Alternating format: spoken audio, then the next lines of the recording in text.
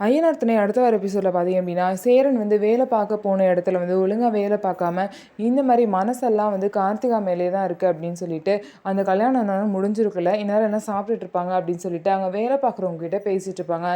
இந்த மாதிரி உங்கள் அண்ணன் வந்து ரொம்பவே ஃபீல் பண்ணிட்டு இருக்காரு, ஒழுங்காக வேலையை கூட பார்க்க முடியல அவரால் அப்படின்னு சொல்லிட்டு அங்கே வேலை பார்க்குறவங்க பார்த்தீங்க அப்படின்னா பாண்டியனுக்கு கால் பண்ணி சொல்லுவாங்க. அதனால பாண்டியனும் சேரனை பார்க்குறதுக்காக அந்த வேலை பார்க்குற இடத்துக்கு வந்திருப்பாங்க.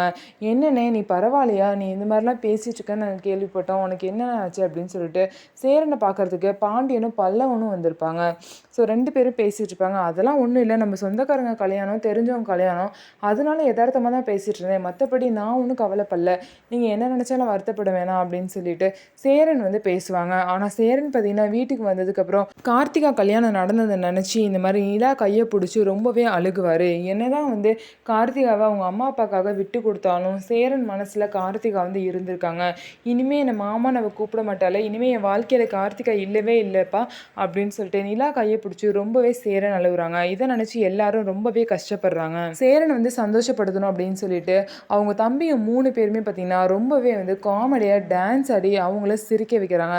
கூடவே சேரனையும் சேர்ந்து டான்ஸ் ஆட வச்சிடுறாங்க. இப்படி ஒரு குடும்பத்தில் நம்ம இருக்கிறத நினச்சி நமக்கு ரொம்ப பெருமையாக இருக்குன்னு சொல்லிட்டு நிலாவும் நினைக்கிறாங்க. நம்ம வீடியோ உங்களுக்கு பிடிச்சிருந்தா நம்ம வீடியோ லைக் பண்ணிக்கோங்க. அதுக்கப்புறம் மறக்காமல் நம்மளோட சேனலை சப்ஸ்கிரைப் பண்ணிட்டு பாருங்கள்.